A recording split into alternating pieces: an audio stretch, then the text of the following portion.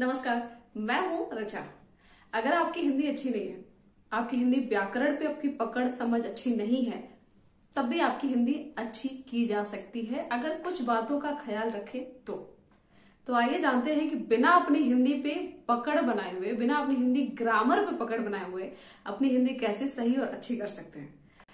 पहली चीज है कि जब भी आप कोई सुने, पढ़े, देखे तो बार बार पढ़े, बार बार सुने और बार बार देखें। इससे चीजों को क्या है कि अपनी जुबान और दिमाग पे बातें रहती हैं, हमें बात करने का तरीका समझ में आने लगता है। दूसरी चीज है कि आप शब्दों के लिंग के बारे में ध्यान दें। जैसे किसी एक लड़के को पुल्लिंग और लड़की को स्त्रीलिंग शब्द कहा गया है, ठीक वैसे ही हर शब्दों का अपना एक लिंग होता है। और हमारी आधी से अधिक गलती सिर्फ इसलिए होती है कि हमें शब्दों के लिंग के बारे में कोई जानकारी नहीं होती है। जैसे अगर मैं बोलूं कि मुझे नींद आ रही है, तब भी आप समझेंगे कि मैं कहना क्या चाहती हूँ। अगर मैं बोलूं कि मुझे नींद आ रहा है, तब भी आप समझेंगे कि मैं कहना क्या चाह रही हूँ, लेकिन सही कोई एक ही है। इसलिए शब्दों के लिंग के बारे में भी जानकारी रखें, आपकी हिंदी अच्छी होगी। दूसरी बात है, कम शब्दों में अपनी बात रखे हुए अपनी हिंदी अच्छी की जा सकती है। जैसे मुहावरों का इस्तेमाल करके। अब मुहावरे क्या होते हैं? अगर मैं बोलूं कि मुंबई की इमारतें आकाश से बातें करती हैं, तो इसमें आकाश से बातें करने का मतलब है बहुत कुछ ऊंचा होना। तो सिर्फ मुहावरों का भी इस्तेमाल करके अपनी हिंदी अच्छी की जा सकती है। आप कुछ भी पढ़ें तो ध्यान दें।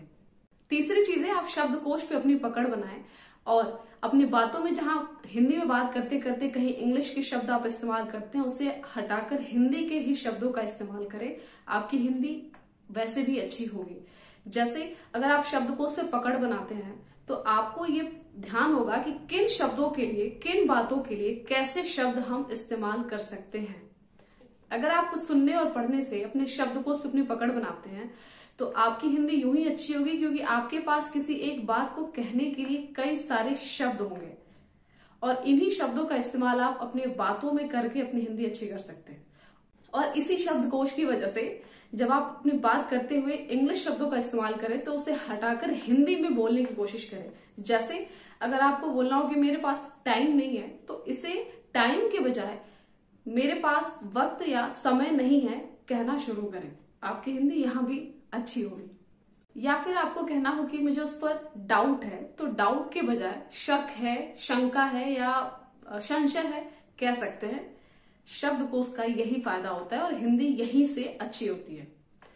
अगर कुछ ना समझ में आए तो आप धीरे धीरे मेरी वीडियोस देखिए, प्रैक्टिस करिए, बार बार देखिए, बार बार बोलने की कोशिश कीजिए।